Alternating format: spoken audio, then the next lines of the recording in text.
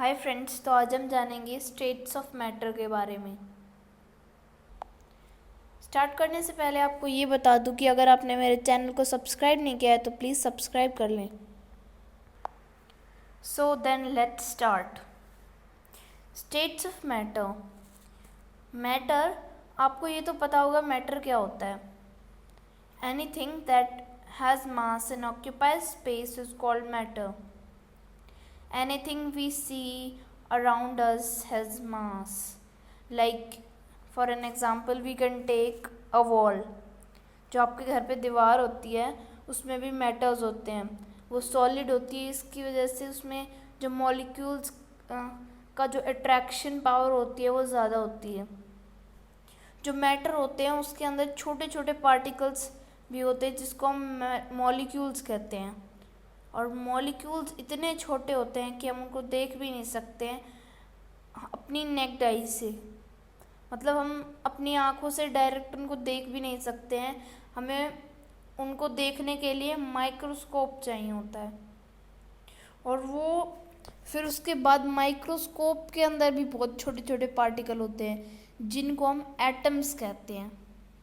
Atoms matter की सबसे smallest unit कहते हैं उसको।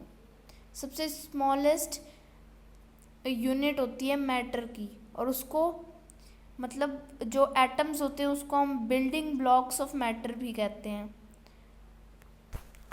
Then now let's understand the arrangement of molecule in a substance. तो उन सब अरेंजमेंट की कैटेगरी 3 होती हैं, सॉलिड, लिक्विड और गैस। फर्स्ट हम डिस्कस करेंगे सॉलिड। सॉलिड, आपने ये तो देखा होगा कि सॉलिड होता है उसकी फिक्स शेप और साइज होता है, मतलब उसको हम चेंज नहीं कर सकते। वो जो शेप होता है वो फिक्स होता है। उसके पीछे का रीज़न होता है कि जो अट्रैक्शन पावर होती है उसके मॉलिक्यूल्स में वो बहुत ही ज़्यादा होती है। इसकी वजह से वो टाइटली पैक्ड होते हैं, मीन्स इतने टाइट होते हैं कि उनको हम हिला भी नहीं सकते। और कुछ जो मतलब मॉलिक्यूल मतलब जो सॉलिड्स होते हैं वो बहुत हार्ड होते हैं, जैसे कि स्टोन, चेयर, टेबल, ऐसे एग्जांपल्स हैं इसके। और सॉफ्ट भी हो सकते हैं थोड़े, जैसे कि पेपर, पाउडर और क्लोथ्स। उसके बाद हम डिस्कस करेंगे लिक्विड्स के बारे में। जो लिक्विड्स होते हैं उनका कोई फिक्स शेप और साइज़ नहीं होता।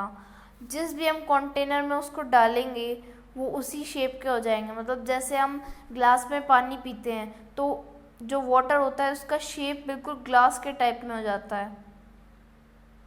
और सॉलिड जिनका फिक्स शेप और साइज़ होता है, वैसे ही लिक्विड्स में बिल्कुल अलग होता है, ना उनका फिक्स शेप और साइज़ होता है। और जो लिक्विड्स होते हैं उसमें मॉलिक्यूल्स जो होते हैं वो बिल्कुल टाइटली पैक्ड नहीं होते हैं। उनमें जो फोर्स होता है, अट्रैक्शन फोर्स होता है, उसमें थोड़ा सा कम होता है as compare to solids.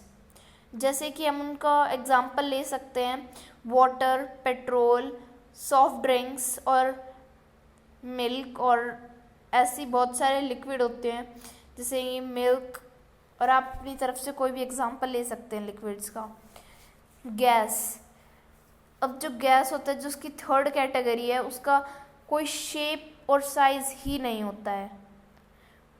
Liquid में कोई फिक्स्ड शेप और साइज नहीं होता, और इसमें कोई शेप और साइज ही नहीं होता। जो मॉलिक्यूल्स होते हैं गैस में वो बहुत ही ज़्यादा लूजली पैक्ड होते हैं, मतलब उसमें जो अट्रैक्शन पावर होती है वो बिल्कुल निगलेबल है, मीन्स ना के बराबर है, इतनी कम है। और जो मॉलिक्यूल्स हैं वो आसानी से किसी भी डायरेक्शन में मूव कर सकते हैं, और उनके पास सारा स्पेस अवेलेबल होता है मूव करने के लिए। जो सॉलिड्स और लिक्विड्स होते हैं उसमें जो मॉलिक्यूल्स होते हैं वो टाइटली पैक्ड होते हैं, बस सॉलिड में ये अट्रैक्शन फोर्स निगलेबल होता है, मतलब ना के बराबर होता है। और जो हमारे एटमॉस्फेयर होता है उसमें गैसेस हैं बहुत सारी, जैसे नाइट्रोजन, ऑक्सीजन, कार्बन डाइऑक्साइड। जो ऑक्सीजन और कार्बन डाइऑक्साइड है वो हमारे लिए बहुत ही ज़रूरी हैं, क्योंकि ऑक्सीजन हम रेस्पिरेशन में यूज़ करते हैं और कार्बन डाइऑक्साइड प्लांट्स यूज़ करते हैं, जो कि हमारे सर्वाइवल के लिए बहुत ही ज़रूरी है। और हमें प्लांट से बहुत सारी चीज़ें मिलती हैं, जैसे मेडिसिनल हर्ब्स, फूड, ऐसी बहुत सारी चीज़ें हमें प्लांट से मिलती हैं।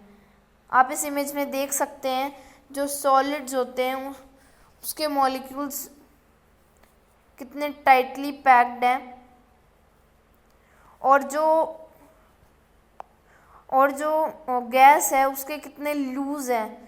अट्रैक्शन पावर ना के बराबर लिक्विड में सॉलिड से थोड़ा सा कम है, जो ट्रैक्शन पावर है वो उससे थोड़ी सी कम है। Thank you, like, share and subscribe.